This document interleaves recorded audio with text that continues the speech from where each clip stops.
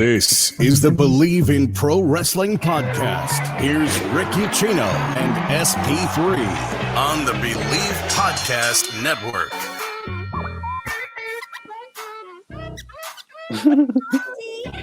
And here we go, the Bleav in Pro Wrestling podcast on a premium live event week, which means it's Elimination Chamber a couple of days away. And you know how we do here on the Bleav in Pro Wrestling YouTube channel. We always try to bring in one of the best wrestling minds out there to join us as we collectively put our heads together and figure out what is going to happen on a premium live event this weekend. We're typically wrong, but what the hell ever, it doesn't matter. Today, from Post Wrestling and the appropriately named Andrew Thompson YouTube channel, it is Andrew Thompson joining us here. What is going on, good sir? Thank you for being on the show.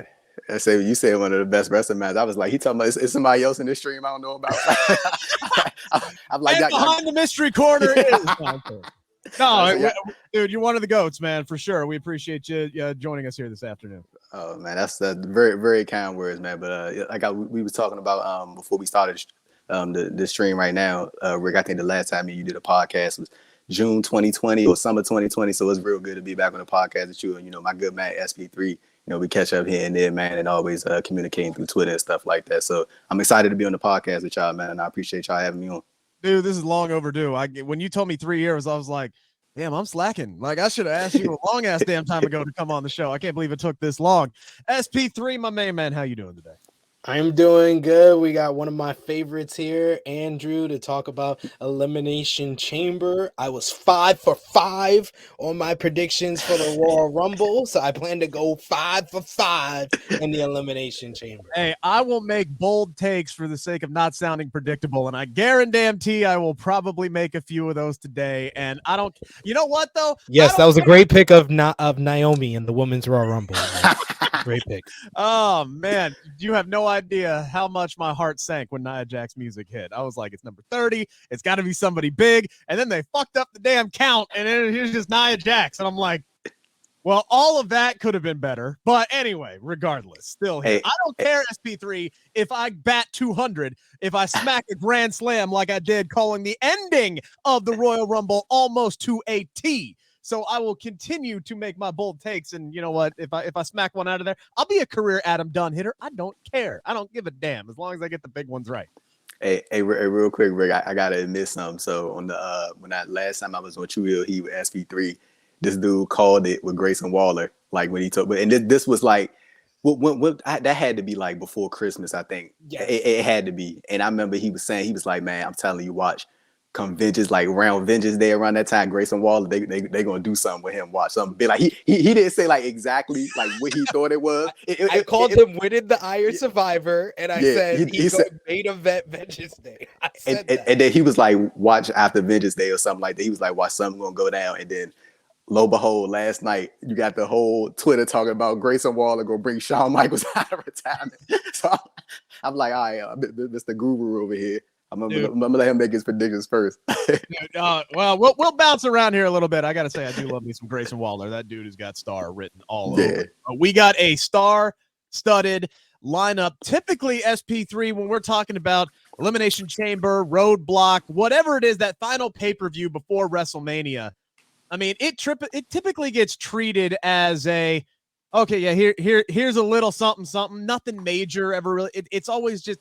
It's almost like you can skip it kind of premium live event. This ain't one of those situations. I think Triple H has done a damn good job of putting together a lineup that has got people both excited and very intrigued to tune in to see if there are going to be any major shakeups ahead of WrestleMania. Well, Triple H, he gave us one of the better Extreme Rules after everybody was done with Extreme Rules the year prior that didn't have anything extreme. He actually had Extreme Rules matches on the pay-per-view. That was easy. But he made it all stipulations like it originally was. Then he revived Survivor Series by bringing in War Games, and now he's reviving Elimination Chamber with probably the most star-studded Elimination Chamber in like 15 years or so. Yeah. And to think we almost rumors were we were supposed to have Trish Stratus and Lita on this damn card, but we got 5 matches, and we will start with a match that I thought was going to happen at WrestleMania, which makes me question what these two dudes are going to be doing at WrestleMania. and is going to be the Beast Brock Lesnar against Bobby Lashley. Round 3, the contract signing officially made this past Monday, where Lashley baits in the Beast to come down to the entrance ramp there, and Lesnar got his ass whooped. SP3, we'll start with you here, man. This one is interesting. It's the rubber match. The matches between these two have been good. The finishes, not so much, leaving a lot to be desired. What are you expecting to see out of this one? Well, Canadians are not going to have a good time on this show. So we got to get the honorary Canadian with a W here, just because of how much Bobby Lashley has dominated him, whether it be, beating him at the Royal Rumble last year, dominating him in that matchup at Crown Jewel that Lesnar won, and then beating him up after, eliminating him from the Royal Rumble. I have to think Bobby Lashley's going to take the fall here. Brock Lesnar gets the win, but after the match, I think the Hurt Business reforms and beats down Brock Lesnar to set up maybe Bobby and Brock 4 at WrestleMania. Oh, geez, we're going 4 rounds here, says SP3. Andrew, how you see this one shaking out? Pretty much the exact same way. I'm serious, like exactly the same way. That's exactly what I was thinking. Like, I think that we're slowly starting to see them position Bobby in that sort of heel role a little bit. Like, they trying to move him towards that. Because, like, in all honesty, bro, since like, and I'm pretty sure you guys know just from tuning into the product, like since like what, last summer, dude, Bobby is getting some of the biggest reactions on Raw. Like, you would say, I put Seth Rollins number 1, and then you insert Cody back in there, wherever you want to slide him at, Bianca, Becky, you know what I'm saying? But Bobby is in that top 5 in terms of people that's getting the most consistent reactions. Even people doing this little hand gesture thing whenever they come out to the ring. People love Lashley, but like you can sort of see them sort of trying to push them to the hillside a little bit. And I think just like SP3 said, we're going to see the sort of the culmination of these backstage meetings that he's been having with MVP, and you see MVP chatting with Sheldon and Cedric in the background. Honestly, I wouldn't be surprised if Omos was the one that helped Lashley, and they sort of have like them, like that'd be like the group, the new Hurt Business with the original 4, and then adding Omos in the mix. I think that'd be something serious right there. But like, in terms of what you said, Rick, I think you bring up a great point. Like, I think that a lot of people was expecting them to run it back at WrestleMania, but like now, like just like you said, it makes me kind of wonder, like, what are they going to do at Mania? And I think we probably get like a probably a stipulated match, like maybe a no holds barred or something like that. Fight pit. That's actually a great idea. Oh my God. I didn't even think about that. And now that you said it, I don't want anything less. Like, Jesus, just putting these two behemoths, these legit cage fighters who have been in UFC before, and throwing them down in a fight pit and just having them beat the holy shit out of each other until they could both pass out. You don't even need to have a damn winner. Just have it be like, like, okay, Corral, we both got shot 8 times and we're both just going to freaking sit here and bleed to death. Like, I could go for that kind of an ending at WrestleMania. I got to feel like these two are working with each other all the way through Los Angeles, because I feel like there's still time left that you could pivot and you could do something else, but I don't know what else you do with these guys. Like, and we talked about this earlier this week, SP3, with Becky Lynch and Bayley. Like, we feel like you almost have to continue with what they're doing through WrestleMania, because otherwise, what is left for them to do? And you're not leaving Becky Lynch and Bayley off of it. Well, they might leave Bayley off the card, but they're not going to leave Becky Lynch off of the card. And I hate to say that. No disrespect to Bayley. I love her, but SP3 and I broke this whole thing down on our last show. I'm concerned, if I'm a Bayley fan, about what they're going to do at WrestleMania if she's not in a match with Becky Lynch, right? So same thing for Lashley and Lesnar. I know you guys are sitting here saying that, he's going toward the heel side, but I'm sitting here like, Andrew, I understand what you're like, he's getting massive reactions. I remember when, he came back on that night on Monday Night Raw and he whooped some ass and he held up that WWE. He grabbed the title out of the crowd, held it up, and people lost their effing minds. And I'm like, oh shit, maybe they need to put Bobby back in this WWE title picture. I think Bobby is just playing the heel role for now in this situation, because Cowboy Brock, as over as Lashley is even that much more over. Like, the crowd, they love Brock Lesnar no matter what he's doing. This character suits him to a T. And if the Hurt Business is going to realign, with the exception of maybe SP3, everybody's going to be so damn happy. They almost have to make them baby faces. You can't bring back the Hurt Business and make them heels. They have to be baby faces, I think. Hey, Rick and SP3, I'm pretty sure y'all remember like when the Hurt Business was like when they were like in full force, like back in the Thunderdome presentation of WWE programming.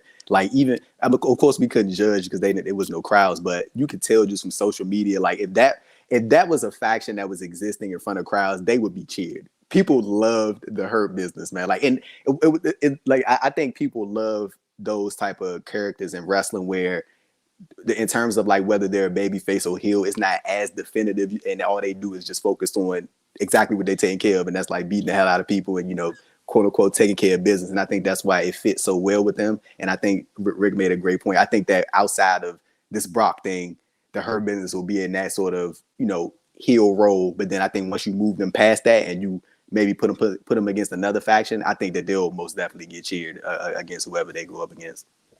Only two things I gotta say is that Rick makes it sound like I don't like the Hurt Business. The reason why I don't want the Hurt Business to be brought back is because I do like the Hurt Business, and I already seen this company ruin it twice. So I don't necessarily I don't want to lob it up for them to ruin it a third time. And secondly, now in retrospect, going back to our show on Tuesday, it makes sense that Bayley's not on this show. Bayley went all the way to Japan to see Mercedes Moné debut for New Japan Pro Wrestling. You don't think she's going to be in San Jose for Mercedes versus Kyrie? So she was like, I got paid time off. I can't work Elimination Chamber. Yeah, you know what? That makes a ton of sense. As for this match itself, you both are going with Lesnar.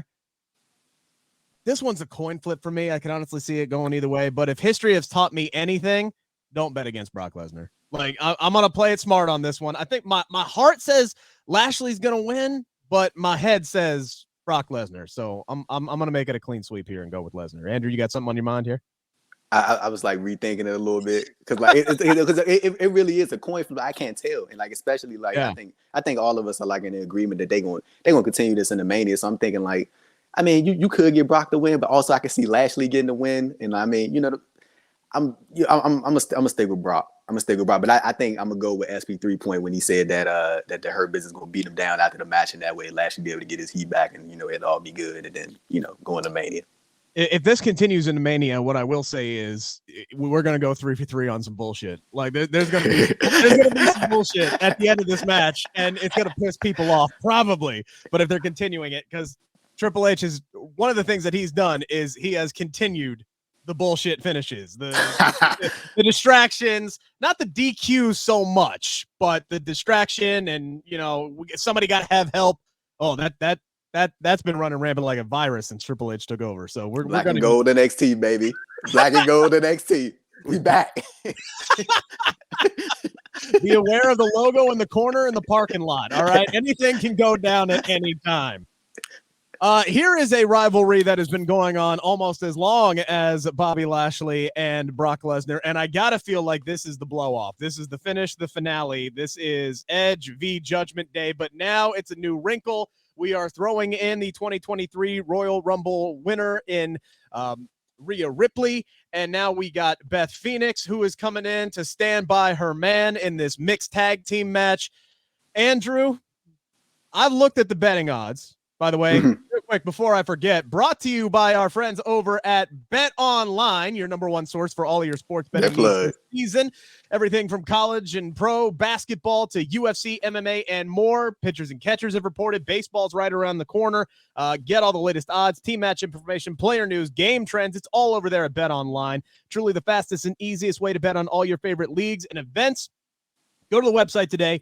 Use your mobile device to join and receive your 50% welcome bonus on your first deposit. Just make sure to use our promo code Bleav, that is BLEAV, to receive your rewards. BetOnline.ag, where the game starts. Now, the betting odds from our friends over at Bet Online have Edge and Beth Phoenix as heavy favorites heading into this one. And I'm sitting here going, how on God's green earth are you going to have Rhea Ripley lose a match 6 weeks out when she hasn't been losing matches? How in the fuck look at SP3 her lose a match against Edge and Beth Phoenix before she challenges Charlotte for the SmackDown Women's Championship. Hang on, I know I was gonna go to Andrew, but SP3 looks like a dog on a leash. She's ready to get let go. What do you got, SP3? I mean, it's pretty obvious to me. Edge don't win except when it's in Canada. So that was my thinking here. And plus it sets up a number of different things. Like, we saw on Raw Rhea Ripley standing tall, giving Beth Phoenix the riptide. That's when it wasn't a question to me anymore. I was like, okay, Edge and Beth are gonna win at Elimination Chamber now, because it sets up Beth, and I don't think Beth is gonna pin Rhea for the result. I think it's gonna obviously be Edge pinning Finn Balor, and that sets up the next matchup, because they'll be 1-1 in their mind. Edge got the win in the tag team match. Balor beat him in the I Quit match. Then you can do the blow off match between those two, whether they want to do the Hell in a Cell, which has been planned since the Royal Rumble, with Brood Edge versus Demon Balor, and then Balor can win that and finally blow off and win and move past Edge finally, hopefully. This has been going on for 8 months, ladies and gentlemen. And plus them winning this mixed tag sets up for after WrestleMania, when Rhea wins the SmackDown Women's Championship, she has Beth Phoenix to deal with one-on-one for the championship. So that's why I think they are leading in the betting odds, and that's why I think Edge and Beth, the Grit couple, is going to get the win. Andrew, it does make sense for Edge to kind of get the shine. Like, look, they're going to pack as many Canadians on this card as they absolutely can for a premium live event in Montreal, right? That's why Natty's inside the Elimination Chamber. Some of them are going to win. I think some of them are going to lose, but you can't go wrong with having Edge win in Canada if it's done the correct way. Rhea Ripley cannot get pinned. Rhea Ripley cannot get pinned. And say we know that one Canadian that will be for sure losing in this elimination chamber, but we will get to that later. We will get to, look at SP3 hilarious with the facial expression.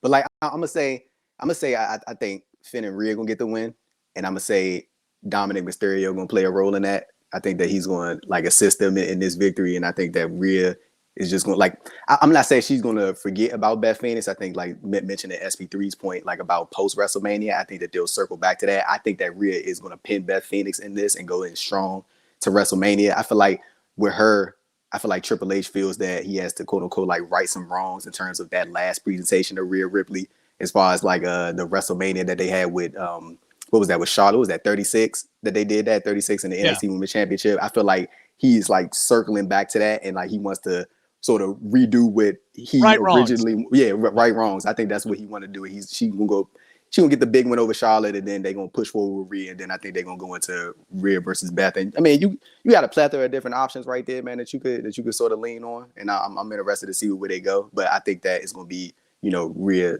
getting the pin over Beth in this elimination chamber pay-per-view.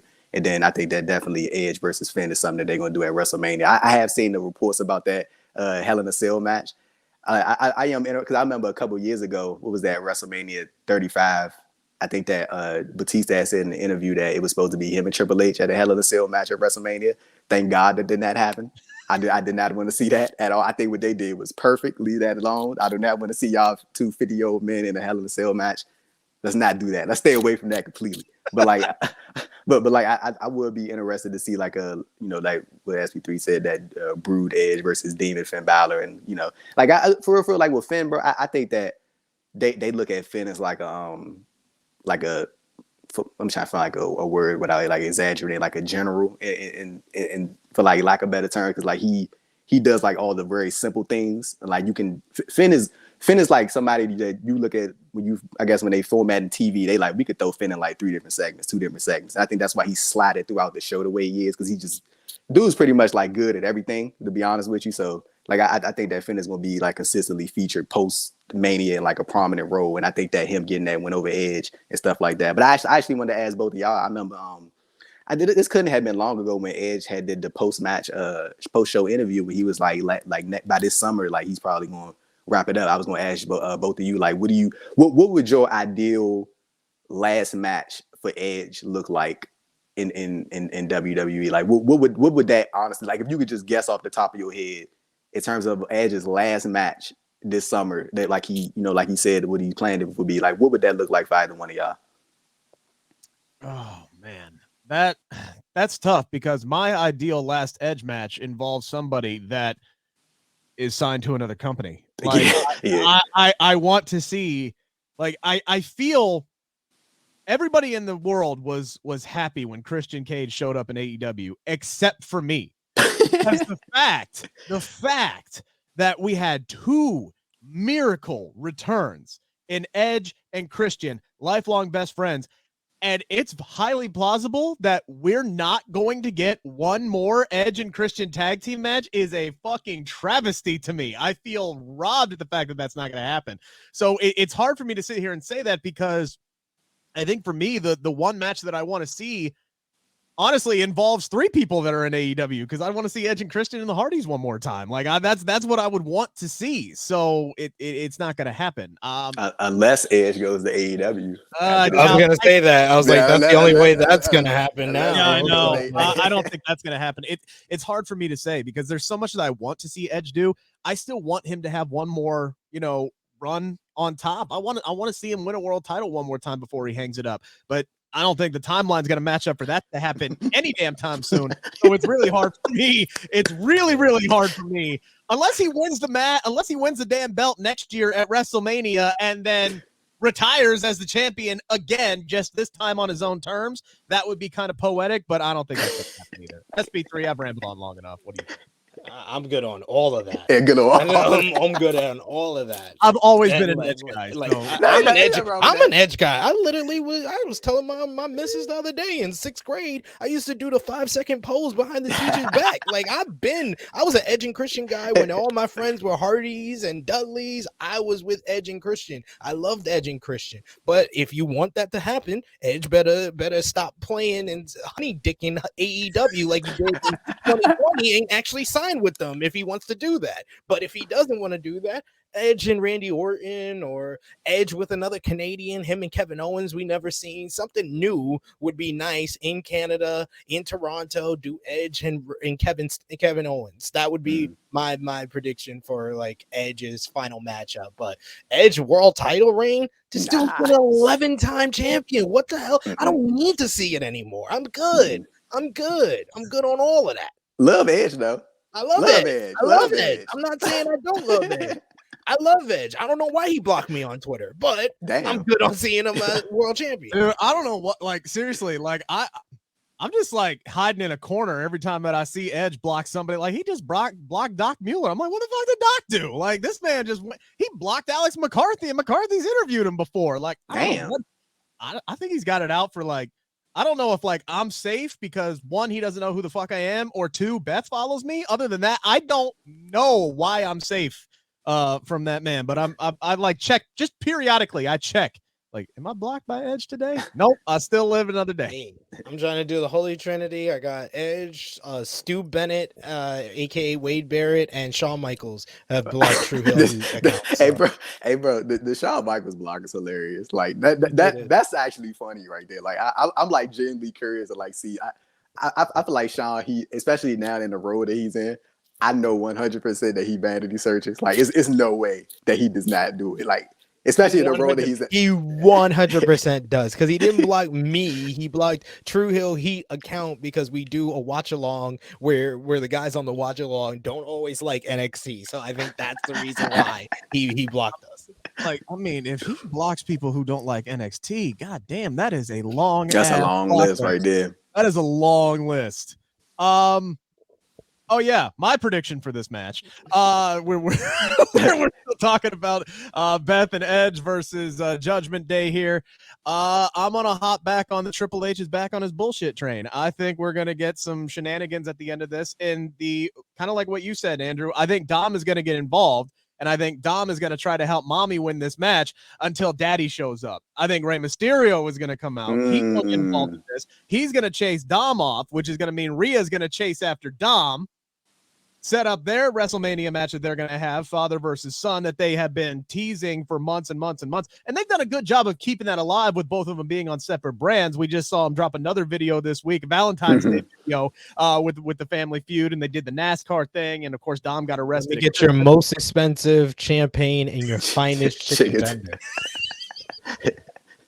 Greatest line in wrestling history. Real quick on Dominic Mysterio. Like, I don't know how long they're gonna be able to like milk this prison thing. Like, but like, I think they need to keep doing that. Like, keep riding this wave, bro, until you can't do it no more. It's like it is working. Like, and I know y'all can hear it. Like on Raw, even on these backstage segments, whenever they put the camera on this dude, people are booing. They cannot stand Dominic Mysterio, this tough guy act, and I'm actually like really enjoying those little skits that they doing on that they pushing out on digital. Like it's hilarious, dude. But like I think they need to keep going with this thing as long as they can, and then like you figure out what's next for them, or like what personality change you need to make. But like for right now, stick with it, man, and like go into Mania with Rey Mysterio for sure. Look, they hate him, and soon they're gonna love to hate him, and then they're gonna love him. You just keep riding this damn train until he's over as fuck, and then you turn him, and then boom, you have somehow created an over Mysterio when you couldn't get this guy over just being Rey's son. Yeah. Like, so they gave him a personality. They have given him a character. He has leaned into the fact that he's kind of a dork, and it works. And I say that as a dork, a 100% dork. Like we can smell our own. All right. It's not. I'm not insulting the man. All right. I got to talk to him in the Royal Rumble. I think he's a nice dude. All right. But he's got to lean into it. He's leaned into it, and I love it. When he got the gland slam the other day and he screamed "mommy," holy shit, I haven't laughed that hard at a Raw segment in like 10 damn years. It was the best. It was the absolute best. I almost woke up my daughter. I laughed so damn hard at that. But I think Rey and Dom and Rhea are going to get into some kind of a scuffle. They're going to run off. That's going to leave a vulnerable Finn Balor to eat a spear, and Edge will get the win for his team. But I do think Rhea is going to look strong. She'll probably take out Beth Phoenix in some kind of fashion, and then once WrestleMania is over, Beth can come back around to try to get one back on Rhea. Like one thing I really need to see at Mania, if Dom and Rey is happening, man, like Dom got to come out in the low rider. He has to. Oh my God! Like he has to come, like in with the link to Eddie Guerrero. That like him coming out in the low rider is gonna be like the ultimate disrespect. That is going to be hilarious if that happens. And like one thing that I'm like really enjoying about this whole thing, it's something so small, but like when they talk about when Dominic mentions like the Pruno stuff, and like Corey Graves on commentary talk about like that's his favorite alcohol, and it's like, but it's like the small like little nods to like sort of like the stuff that goes on in prison and jail and stuff like that. I feel like that little stuff just adds so many points to this Dominic Mysterio persona or whatever he got going on. Like it's hilarious, man, and I'm like thoroughly enjoying it. But yeah, definitely on the Rey Dominic thing at Mania, low rider, please come out in the low rider, man. Please, I need the Eddie Guerrero link somewhere right there, man. I need to see it. I mean, this Dominic Mysterio thing is why phrases like "let it play out" exist, because who would have thought the missing piece to the puzzle to make Judgment Day a successful faction was Dominic Mysterio? Like SP3, how hard did we rag on that shit when they were targeting Dominic Mysterio way back before Clash at the Castle, and we're like, what the hell what are they even doing? They knew what the fuck they were doing. Or maybe they just lucked into something. I don't know. They lucked into it. They lucked into it, bro. That's why I was like, nah, I don't agree with that. Let it play out bullshit. No. They lucked into that. They lucked into that for sure. You let it play out, and look where they're at now. So we know that Rhea Ripley, win, lose, or draw, she's got her match at WrestleMania, even though it's against the wrong woman in the case of SP3. That's what he believes. In the case of many people, don't get it twisted. Many people agree with me that righting the wrongs is not a good enough reason to give us a thriving heel that's going to be turned babyface in Rhea Ripley, and a freshly faced Charlotte Flair who's getting big cheers, and now she's going to get booed at WrestleMania. Hey, I'm willing to let it play out. Anyway, we need a... I'm sorry. That was funny, bro. I'm sorry. We need to figure out who is going to be challenging Bianca Belair at WrestleMania, and we got 6 women who are going to be battling it out inside the Elimination Chamber. And no disrespect to the other 5 women in this match, SP3, this is something that we've talked about ad nauseum over the last couple of weeks. If it's not Asuka, I don't know what we're doing. I said during our Royal Rumble prediction show that the Royal Rumble graphic for the Women's Rumble was Gladys Knight and the Pimps when it came to how Rhea Ripley was booked compared to everybody else that was announced for that match. And this is a clear Beyonce and Destiny Child. This is everybody else and Asuka. If Asuka don't win, my simple question to Triple H once again is, what are we doing? I mean, Andrew, like it's pretty clear Asuka's the favorite, but is there anybody else in this match that you could see? I mean, Raquel. Okay.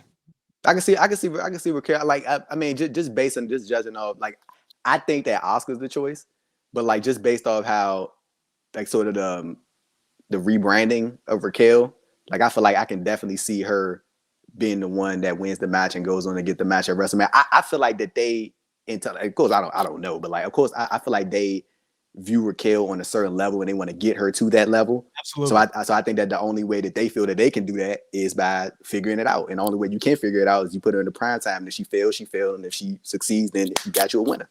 You know what I'm saying? Yeah. I feel like that's the only clear-cut path you got. Like, I always look at it like this, even like with any company, with any wrestler, when they always say like, oh, well, how can you know if this person's main event level? Well, you gotta try, bro. Like, how would you ever know if this person can live up to those expectations if you don't throw them in the water? You got to see if they can swim or not. So I think that with Raquel, you gotta, honestly, bro, like, this ain't got nothing to do with what we talking about right now, but it's kind of like the same thing with like this conversation that's going on with AEW and Jade Cargill. Like, she even said it in an interview how like she's ready to start feuding with some of the more promoted women on the roster, like the Britt Bakers and your Sarayas, and like they got like Jade like plastered off into like this corner in her own island, and like it's time to sort of mix her in with sort of the more the more promoted women on the show alongside her. And I think it's kind of the in similar vein with Raquel. I think you just gotta you gotta either do it or, man, get off the pot. You know what I'm saying? So yeah, I think either Raquel or Asuka is the way to go. Like at first, I think everybody was kind of looking at Rhea and Bianca. Like that was like, that seemed like some of the most clear cut direction. It should have been. He had an open lane, a open layup, and he started launching it from half court. Triple H, like, and this is he said half court. It's a half court shot, like, because even if it's Asuka, I'm just gonna look at this and I'm gonna be like, so we got two baby faces in Asuka and Bianca Belair going at it, and then we got two women that should be heels in Charlotte and Rhea Ripley. Wouldn't this have been switched simpler if you just switched it up? The whole especially with Asuka, the whole Charlotte, redemption at WrestleMania seems more appropriate for Asuka in this new form against Charlotte Flair than it does for Rhea Ripley. Rhea Ripley has the whole Judgment Day mantra has been taking over Monday Night Raw. She should go after the Raw Women's Championship. You've been teasing this damn matchup since the Vince McMahon regime.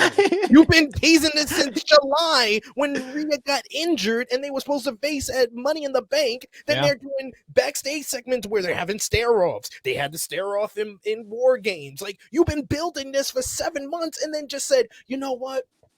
This is the big reason why. Vince McMahon didn't book it right. I want to book it right. That's the reasoning. That's the reasoning that we had to mess up your whole booking for this matchup that I don't want to see for the 7th goddamn time. Hey, you want to know, it's like with Bianca right now, man. I feel like she on her, like, I don't think it's exaggeration when people say this, and I feel like Bianca on her, like, her John Cena type run right now.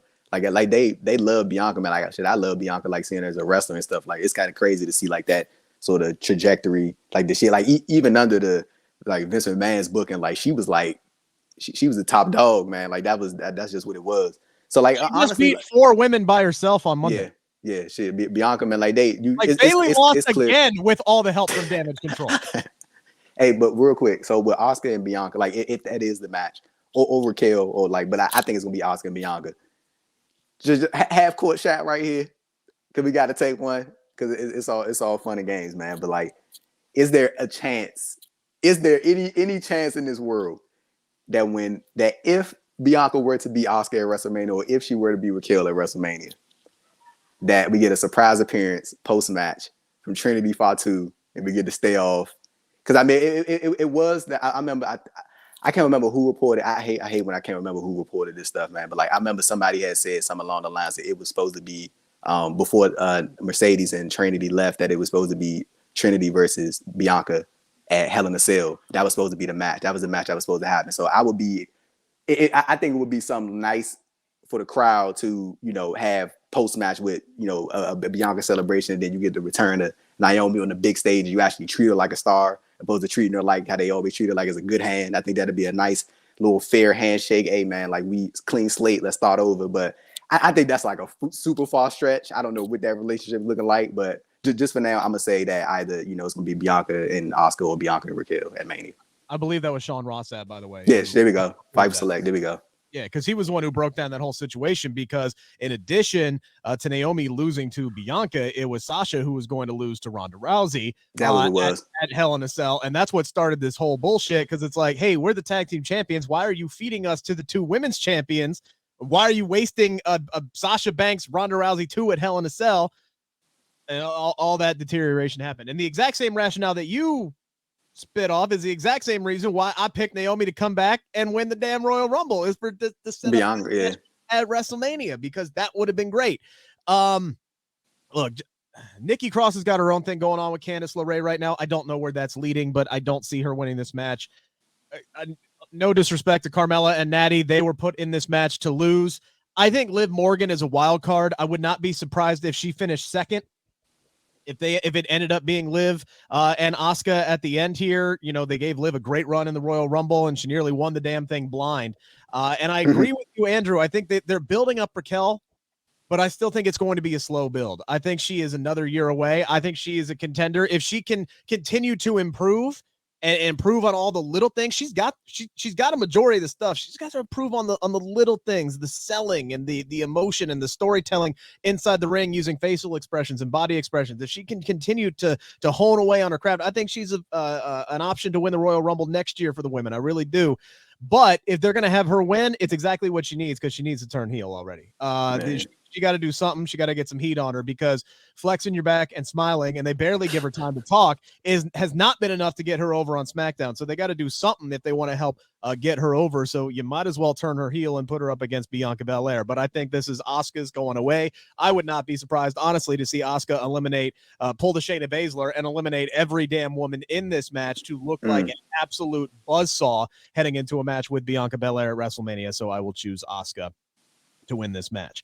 Now, no disrespect to our main event. Right here is your banger certified 100% match of the night for the United States Championship inside Hell in a Cell. Montez Ford, Johnny Gargano, Bronson Reed, Seth Rollins, and Damian Priest are all aiming to take down Austin Theory and capture the most prettiest title in WWE in that United States Championship. By the way, had a chance to talk to Montez Ford about that this week. You can check out that interview up right now as soon as you're done with this show here. Wait till the end. Then you can watch my conversation with Montez Ford. Just an extra 13 minutes. It's a really great conversation. I always love talking to Montez. But that is up right now. And I ran an idea past Montez, and he obviously loved it, so that means that they should do it. But Andrew, I'm curious to see. You got to think Austin Theory is a heavy favorite to retain the title here, but there are a lot of interesting options that they could go with, and so many different avenues they could open up for WrestleMania by putting that title on somebody else. Yeah, I definitely agree, man. Like I'm looking at like all the options right now. Like some of my favorite stuff, like just in wrestling and in these sort of like that's not a stipulation match, but like match types where it's like, you know, an abundance of different people. Like even the Royal Rumble is when there are stories going into it amongst like multiple different people. I think that always like adds a little bit more layer to it. Like even like something like just going back, like one of my favorite Royal Rumbles is the 2002 one, because you had like multiple like interconnecting people that had like all these different issues with each other, and they all were in the ring together. So I think that like with this one, we're looking at it now, the obvious issue is I think Seth and Austin Theory. Clear connection right there. You got Gargano in Theory. Clear issue right there. And like I'm looking at like maybe other people's motivation. Like honestly, like real quick on the like people that's in this match, like I think the one that they need to do the most establishing with is Bronson Reed, because I feel like people don't really like give it, like they don't care about him. I feel like anybody like finds him like just from judging like some of the like reactions to his interests and stuff like that. And I know people react to like the tsunami and, you know, all that stuff, but like, I kind of feel like they haven't given people a clear reason to care about Bronson Reed. I feel like he's just the guy like, hey, that's the guy that came back and helped the Miz. You know what I'm saying? Like, he's had four matches. He's had four matches. And it's again much smaller opponents. Two of them been against Tozawa. All right. So like, no disrespect to Tozawa, but like he has squashed everybody he's gone against. But yeah, to your credit, it's like I call the still getting to know you phase. Yeah, so that's fair. That's fair. This could be a catalyst for him, but I feel like it could be a catalyst for somebody like Johnny Gargano too. Man, that's the like. So with Gargano, I feel like this Montreal crowd. I'm interested to see how you and SP3 feel about it. Like, I think that this Montreal crowd. I'm going to assume that this is a very knowledgeable crowd, and they'll be, you know, this crowd is in the know, if you will. I feel like they'll be like that, especially, you know, counting on what's going to headline this show. But like, I think that with Gargano, I think that you could do something real cool with sort of giving him that big baby face like moment, like that be the guy that you want to root for. You can sort of position him in that way. I feel like you can see. I feel like the final three in this match is going to be Gargano, Theory, and Seth Rollins. I feel like that's going to be the final three in this chamber match. And I feel like with Gargano, you have a real unique position. Like, I think you could get people on Gargano's side with this, because I feel like with his run so far, it hasn't really been anything of substance. It's like he just kind of he's like just there. Like Gargano's back. You know what I'm saying? Like, that's all fine and dandy, but it's kind of like, but at the same time, he's just back. He's just there. You know what I'm saying? So I feel like this could be the opportunity to sort of show people or remind people of the Gargano that was consistently pushed in NXT in that way, in that babyface role. But I think ultimately, like, just to make a prediction, I'm gonna say Theory returns, because I'm like real stuck on this idea that Theory is gonna be Theory and Cena at WrestleMania. Like, I'm like 100% believing that that's gonna happen. So I'm gonna say Theory get the win for sure. SP3, you laid out a very compelling argument for why Austin Theory should retain the United States Championship to enhance his rumored program with John Cena. Do you think he still walks out as United States champion on Saturday? What people have to understand is that taking this title off of Austin Theory or not putting it on Seth Rollins and putting it on anyone else is risking the United States title not being on WrestleMania again. So I would love to think maybe they give Montez Ford the push, the skyrocket push that he deserves. This man is so talented, and make him a single star in this matchup, and he wins. Or Damian Priest, who has been a workhorse on Monday Night Raw and for the Judgment Day, and he regains the title, and Judgment Day has more momentum with the United States Championship on board. Or Triple H decides he wants to revive his ice cold kids of Bronson Reed and Johnny Gargano, and Bronson Reed gets a dominant run and hits a tsunami a few times and wins the U.S. title, or Johnny Gargano pulls the underdog treatment. I think the perfect two people to start this matchup, though, is Johnny Gargano and Seth Rollins. Give me that for a couple of minutes before anybody else gets in there, and Johnny going from the beginning to the end, and then probably a last eliminating Theory and Reed and becoming the new United States champion and getting that big reaction from that Montreal crowd.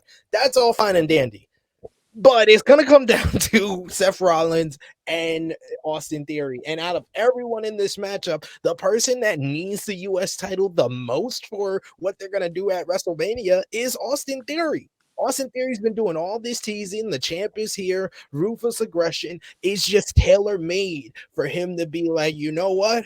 I'm doing the United States Open Challenge at WrestleMania, and whoever wants to step up, they can get put down because the champ is here. If you want some, come get some. Whoever wants to step up at WrestleMania 39, and Peacemaker comes out. And Peacemaker.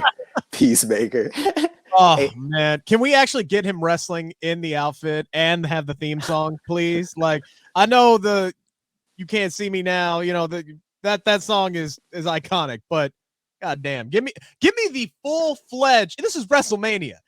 Get the whole damn cast of Peacemaker out there and give me the entire choreographed dance to the opening credits of Peacemaker as John Cena's WrestleMania entrance. Give it to me now, please. That's what I would want to see. Hey, now, so when I'm thinking about, like, I wanted to actually say this, and I didn't mention them when I first spoke about it, because I'm going to sort of say this for like I'm going to single this dude out, Montez Ford.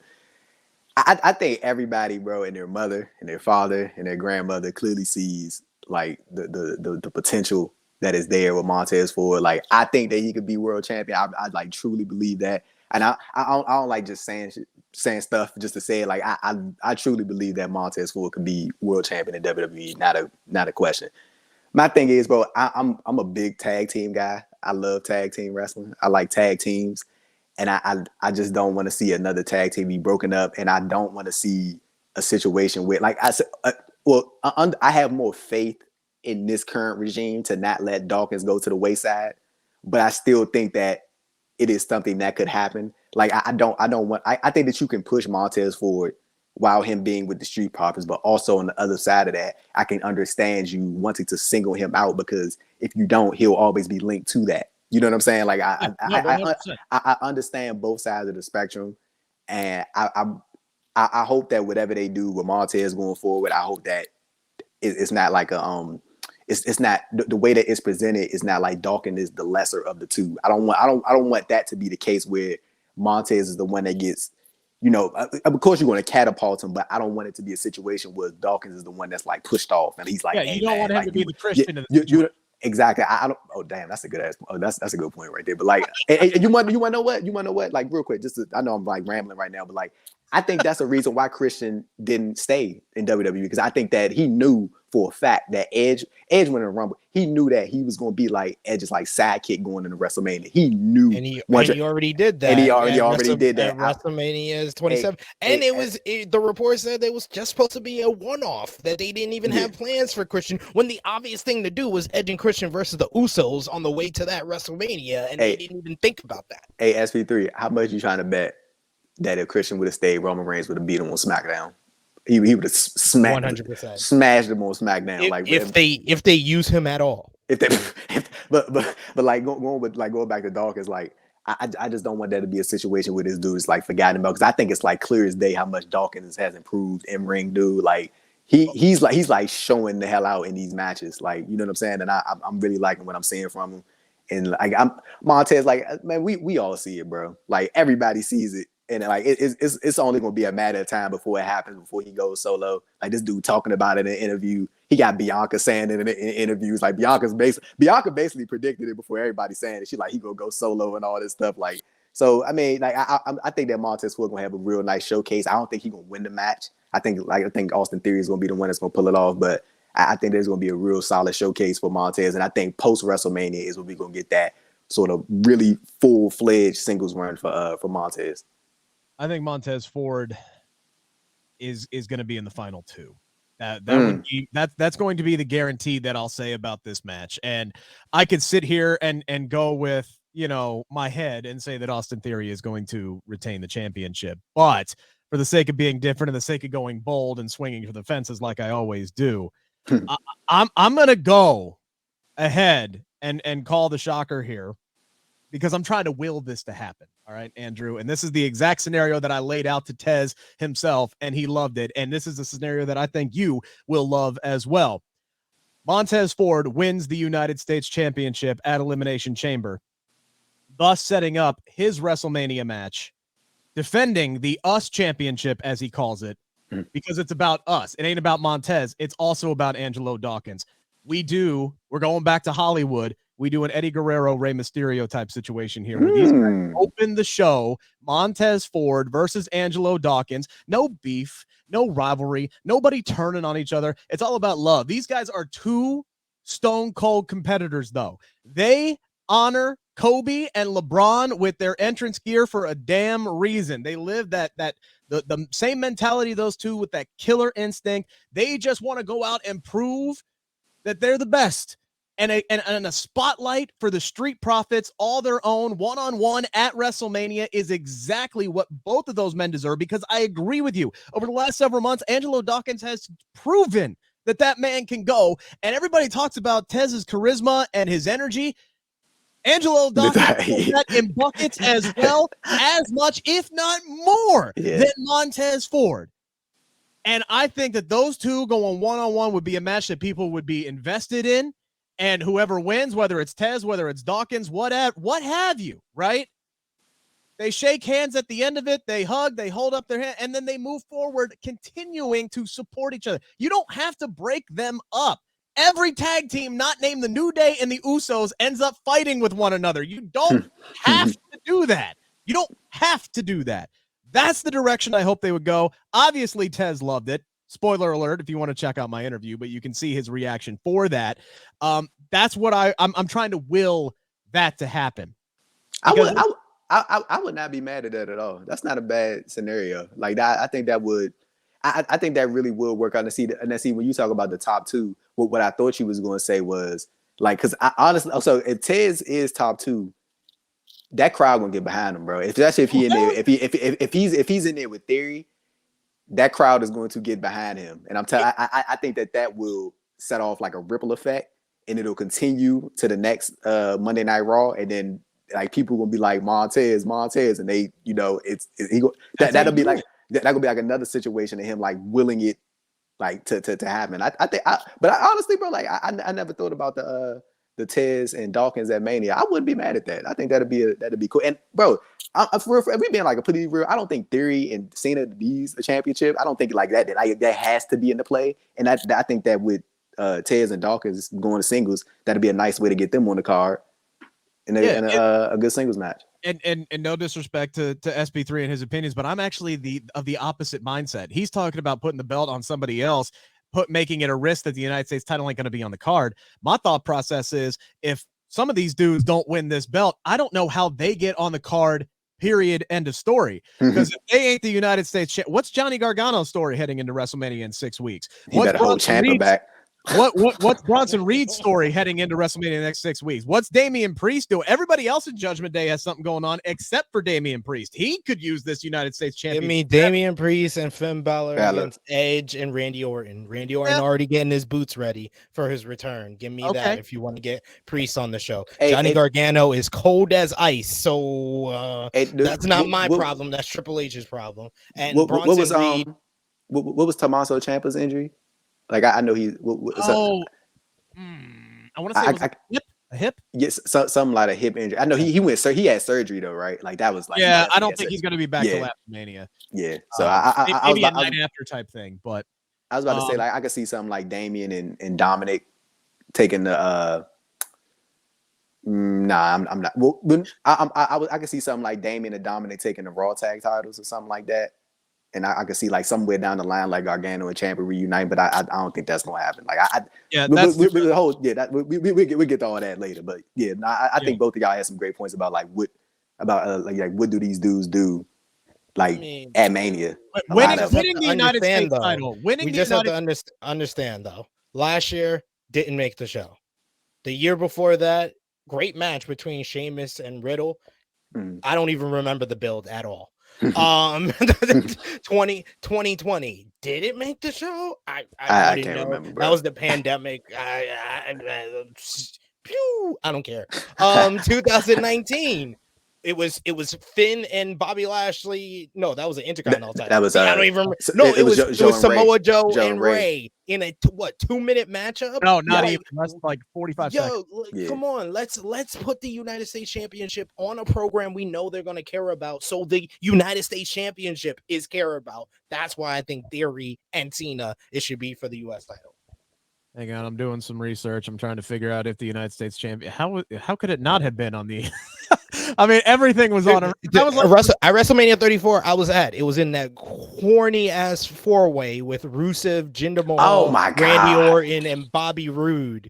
2017. SP3, bro. That 2018, bro. Like that, bro. They were so in denial with Rusev, bro. I've never we've seen it, but I'm like, they were like la la la la la. We don't hear you. La la la la la la la la la la. 2017. It was the consolation. The U.S. title was the consolation prize for the great program of Kevin Owens and Chris Jericho. 2016.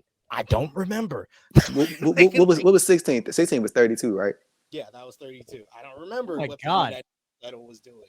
Like, the United States Championship was not on the card at WrestleMania 36. I don't know how that's possible. Who was the United States champion then? I'm looking it up. Don't worry. Yeah, I'm about to say who. I'm going back. I'm gonna look this up because Hey. I am genuinely like, did they just like retire this belt for a while and I forget about it? Like, I feel like this is it was Andrade. It was Andrade. He was in the tag match, wasn't it was Andrade. I think it was. He was in a tag. He was supposed to be in the tag match. Then he got replaced by Garza and Theory. Wasn't it? Andrade. I can't remember. Right. Yeah, who remembers? But like, Yeah, this right. is the history. This is the last 5 years for US title. Let's put it on something that actually matters. Respectfully, this is a completely new regime. This is a new man calling the shots, and the one who made this is a completely new regime. We had Andrew saying he doesn't believe this regime will throw anybody by the wayside. Let's talk about all the people he signed. Johnny Gargano by the wayside. Bronson Reed by the wayside. Karrion Kross is complaining about his push in WWE. Braun Strowman was getting huge reactions where people thought he was going to be a main eventer. Now he's in a random ass tag team. Like, come on. This regime has already blown it on all their signees. Bray Wyatt, I don't want to see him in another match again. Like, what are we doing? But hold on, wait. What he has done well. I say that, bro. I'm sorry. I love you, Andrew, but you said you believe in this regime, not throwing anybody by the wayside. And then I thought of 20 people that they've thrown by the wayside. So what I meant by that is I believe in this regime way more than the last one to not make the same mistake. That's what I get what you said though. But you go ahead, Rick, my bad. But what they have done well is rehabilitate both the United States and Intercontinental Championship. So I do think that title will end up on the card. And I think that for 3 people in this match, it might be their only ticket to get on the card. Because if you're not doing Tez versus Dawkins for the United States Championship, I don't know what the Street Profits are doing at WrestleMania because there's not another high-profile tag team feud to put them in. So that's, again, I'm trying to will that to happen. I want Tez to get his moment, win the United States Championship, because while I agree with you that the United States title would enhance Theory and Cena, it doesn't necessarily need it for that matchup. You don't need to put it on Seth Rollins again because that's going to be personal. And I wouldn't be surprised if somehow Logan Paul got involved. And I know it's Elimination Chamber, but it's not unprecedented for somebody to get involved in this match and cost somebody it.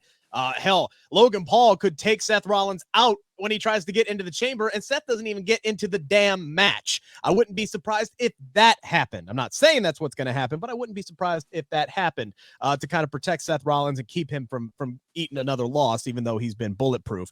Seth don't need it. Theory doesn't technically need it. I think the 3 other guys in this match, as you said, Damian Priest could end up in a tag team match. These 3 guys here on the left, that's their ticket to WrestleMania, is winning this United States Championship. Like it's crazy when you mention like Seth Rollins, like he is bulletproof in a way. Like I'm not even gonna like as much losses as he's taken. Like he is like consistently one of the most over people on the show. But I actually wanted to ask SP3 this because he mentioned it and I laughed at it when he was talking about that he don't want to see Bray Wyatt in another match. Hey, SP3, did you see that interview that the WWE exec did when he was like it's gonna be another brand sponsor match at WrestleMania? If SP3, if you had to guess, and I think we all can assume that match is going to be with Bray Wyatt, what will be the theme of the match, and who is going to be the person that's going to be receiving the end of that L when it happens? Give me Honey Nut Cheerios matchup with Bray Wyatt. Since you want somebody in this match to get some, Bray Wyatt versus Bronson Reed. Why not? Oh my God, he full-fledged just burying him. There you go. Hey, bro, it's gonna be so goofy, but I think it's gonna be like I know the exec. He said that Cinnamon Toast Crunch, like he mentioned that as a possible sponsor. I think that it's gonna be Bray versus Uncle Howdy. And like some goofy, like so like oh my God, like to some LA late night street fight or some like that darkness street fight or some along those lines. It's gonna be a casket match, except it's a box of cereal that's stuffed with Cinnamon Toast Crunch, and you got little flakes in the box. It's gonna be like the giant Bootios box when New Day brought that out. Bro, so some of my favorite like Bray Wyatt jokes is like when I see people on Twitter, they be like, "He fooled y'all, man. He can't." Bro, the return was so great. Like that is one of the best returns. I swear, like that Extreme Rules, like that whole comeback, that whole setup. But that was amazing, bro. This dude finessed his way from October until January, no matches. on TV. None. You know what I'm saying? Like I respect the finesse. I really do. You know what I'm saying? But like, see, my thing with Bray Wyatt, and I'm not gonna sit here and lie for the stream, bro. I've always been like a Bray Wyatt supporter or whatever like that. I've always enjoyed the character aspects of stuff like of Bray Wyatt, and I always felt like it was the sort of presentation and the booking that always sidelined him. But like when they talking about like this, you know, when I'm hearing like Cinnamon Toast Crunch and all that, I'm like, dude, like, come on now, bro. Like, what are we doing, bro? But when there's 7 zeros on that check, I mean, no, I see that. I definitely get. Yeah, they're gonna go ahead and say, "Hey, go out there, big boy, and make the best of it." I just hope whatever Bray does at WrestleMania, just let the man wrestle in an actual match, maybe with some lights on, because I love Bray. I love the performance art of Bray. He's more of a performance artist than he is a professional wrestler, because we really don't get to see him wrestle. And whenever they put him in a match, he's not asked to do a whole lot, and there's a lot of bells and clicks. And I know this guy can go. I just want to actually see him go. Like, I want to see it. I want to see it. I want him to shut people up. Like, I really do. I want him to shut people up, but they got to give him a chance to do it. But the last banger I remember Bray having, like the last match I remember him, like I was like, damn, that was a good match, was when he faced Bryan at Royal Rumble. And like, but I'm like, but I mean, at the same time, I'm like, dude, you in there with Danielson, you know what I'm saying? Yeah. It's like, like you see SP3, I'm like, you know what I'm saying? It's Danielson, bro. Like when you think about Bray Wyatt's career, like all his best matches, who was it against? Roman Reigns or John Cena or Bryan Danielson. It's like you're versus some of the greatest of all time. What do we expect from you to do? Of course, you can't have all bad matches, but he's also had bad matches against a couple of those guys too. So, yeah, man, yeah, it is what it is. We're gonna see though. Yeah, look, I'll always root for him, and I'll root for the best, and just please let that man have a regular damn wrestling match at WrestleMania, please. So, yeah, I'm going with Tez to win the United States Championship. I'll probably be wrong, but damn it, I'm willing that to happen. Our final match, we got to figure out what our WrestleMania main event is, and we probably already know, but it's all about the story here. It's all about the culmination of Sami Zayn's arc with the bloodline. Maybe not necessarily the bloodline, but the culmination of his arc with Roman Reigns. This pop is going to be absolutely hopefully they give him his original theme song back, and that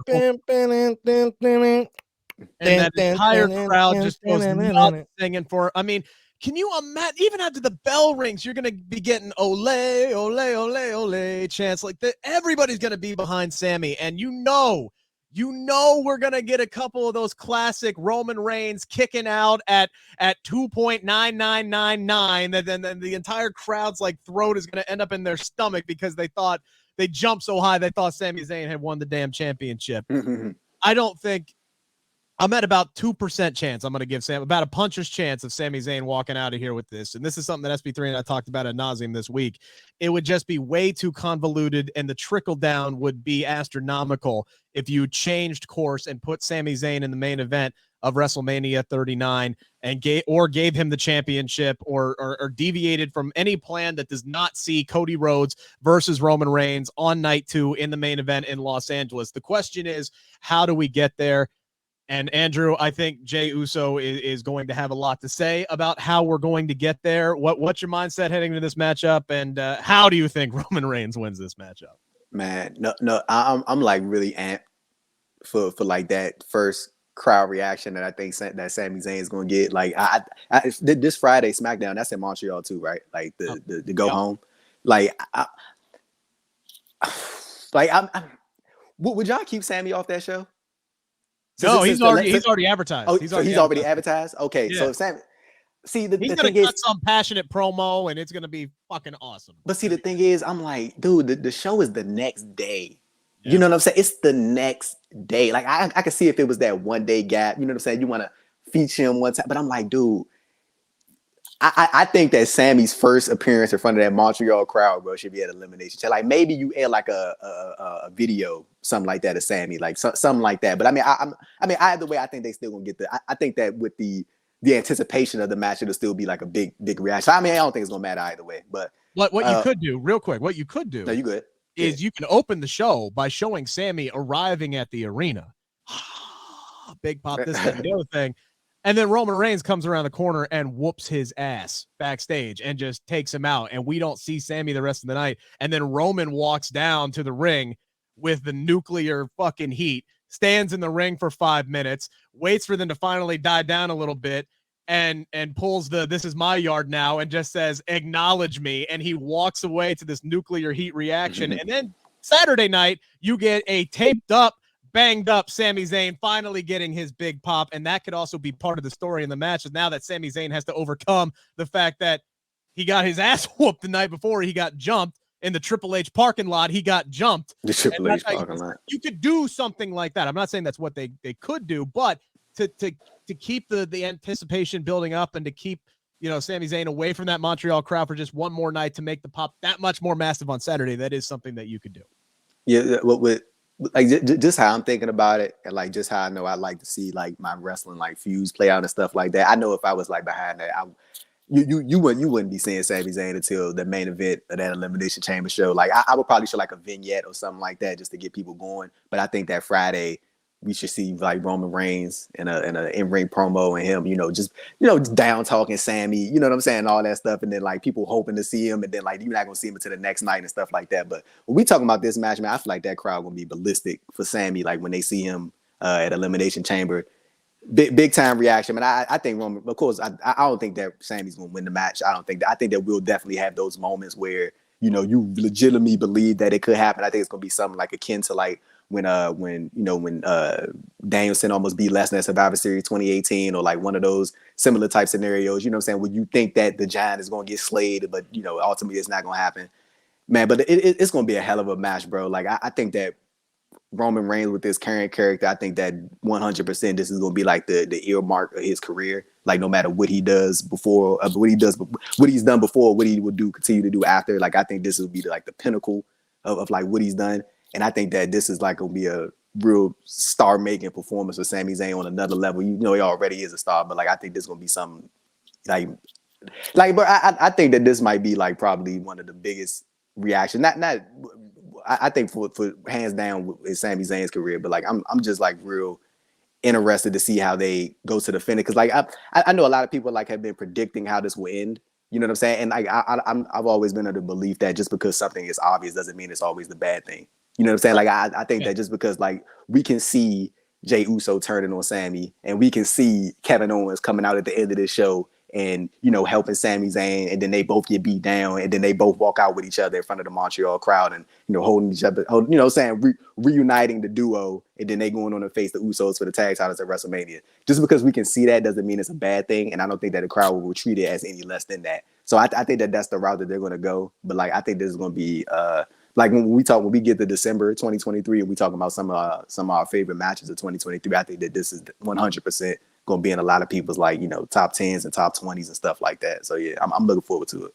I think this is SP3, the kind of match that the El Generico, fans of us have been waiting to see. He hasn't been allowed to really showcase all of his wrestling repertoire for quite some time now. He went on that lengthy heel run where he was a chicken shit, like just a chicken shit. Like he barely even wrestled, and his whole thing was outsmarting people by getting countouts and running away. And he played that heel role. He's been so much more of a sports entertainer than he has been a wrestler over the last few years. And I think this is going to be one of his times to just go out there and show out. And I think the ending of this match is going to play out just as Andrew has said, just as a lot of people have already assumed. Doesn't mean it's going to be bad. I think Jey Uso is going to break a lot of hearts.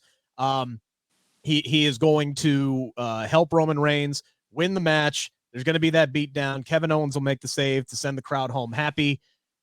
But man, I know that it would just be absolute chaos. But God damn it, I will scream at the top of my lungs if Jey Uso super kicks Roman Reigns and helps Sami Zayn win. Like, if that is the direction that they decide to go, just for the fact that Triple H loves himself a damn pop, I couldn't even be mad at it, because I would enjoy it so damn much, and I wouldn't expect it to be coming. And that's what I almost want that to happen. It's gonna fuck up WrestleMania from top to bottom, but I almost don't care because I want it so badly. Hey, Rick and SP3, can y'all see a scenario where Jey Uso tried to line Sami Zayn up for a super kick, but he accidentally hits Roman for a false finish? Could you see something like that? What I actually have happening is Jimmy Uso lining up Sami Zayn for a super kick, and he hits Roman by accident. He gets taken out. You get Solo Sikoa coming in, and he tries to take down Sami. He gets taken out. He hits the Aluva kick. We get the 2.99 kick out. Then he puts him. We do the callback to Survivor Series with Kevin Owens being in Sami Zayn's arms, and it's Roman in his arms. He puts him in the corner for another haluva kick, and Roman pulls in the referee. Everyone is down, and then Jey Uso comes out, and both men are down, and he says, "I'm sorry. I love you," but we don't know who he's talking to. We don't know who he's talking to. He's looking at Roman. He's aiming. He's looking at him. But then at the last second, he turns. He hits Sami Zayn. Roman Reigns pins him. 1, 2, kick out. That's not the finish. You get the huge pop. You have the people rocking, and then Roman chokes him out with the guillotine. I don't think Sami should get pinned. I don't think Sami should submit. That's a good call. The referee stoppage. We put him in the guillotine, referee stoppage. Then the bloodline come in, they beat down Sami, they handcuff him, and then Kevin Owens comes out to the huge pop. He takes out the bloodline, he uncuffs Sami, and we have a golden lovers moment where it's just people are crying in the crowd, and they hug, and the whole Montreal crowd goes off. What does this mean for the bloodline? What does it mean for WrestleMania? Like, that's how you end Elimination Chamber. You know what's going to be amazing? You know, just making me realize this. Michael Cole's going to be amazing in this match. Like Michael Cole, who has been able to show off just how goddamn good he is now that he doesn't have a senile old man screaming in his ear and barking at him to say buzzwords and clicks and get things trending and this, that, and the other thing. You know, like saying new vicious Viking Raiders 8 times in 35 seconds. Like, he has been able to showcase just how spectacular he is. And this man is going to help make this match even more. Like I almost hope Pat McAfee's on this match as well to help it even that much better. I do too. Like I mean, and I like Wade. I do like Wade. I think Wade is a good commentator. But like, man, it's something about Cole and McAfee, man. Like they just work.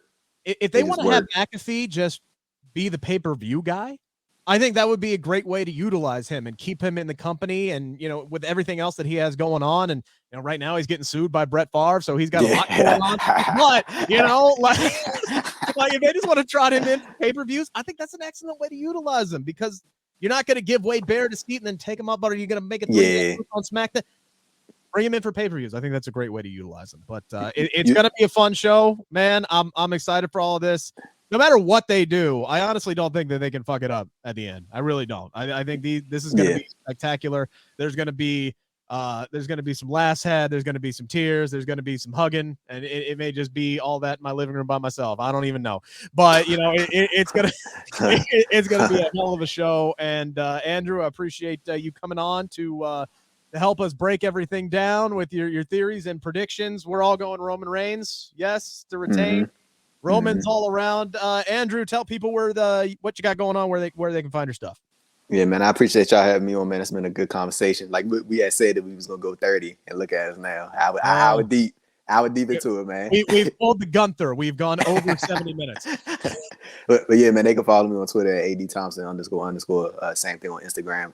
Check out my written work over at postwrestling.com, and you know, my interviews on the Andrew Thompson Interviews YouTube channel. SP3, what's going on True Heel Heat this weekend? I know you always got a lot going on. Well, you can find my latest interview with AAA's own Sam Adonis. That's up on the channel right now. We chat about the AAA versus CMLL rivalry. We talk about his upcoming match at Warrior Wrestling 28 as well. You can also see me on the True Hill Heat Flash It podcast Saturday, 11:05 a.m. Eastern Time. The core trio will be back together. Myself, Miss Chrissy Love, Top Guy JJ, talking about this week in wrestling and previewing Elimination Chamber, as well as Battle in the Valley for New Japan Pro Wrestling. I'm not gonna lie, for a second there I thought you were about to say you interviewed Triple H, and I was like, what the fuck? When did that happen? How you not gonna tell me? You're just gonna drop that little nugget here on this show? For a half second, I thought that's what you were gonna say. My eyes almost bugged out of my head.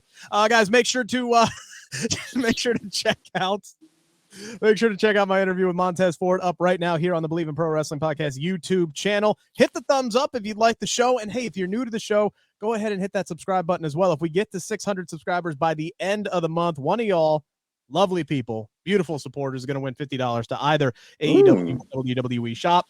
So tell your friends, spread the word, hit the retweet on this video, thumbs up all around, help grow our audience. Our goal is to hit 1,000 by the end of the year, and hopefully we will get there. Thank you, Andrew. Thank you, SP3. Everybody enjoy. Hopefully it will be a fantastic weekend in pro wrestling, and SP3 and I'll be back to talk about it all next Tuesday, 2:15 live right here on the Bleav in Pro Wrestling Podcast channel, brought to you by Bet Online.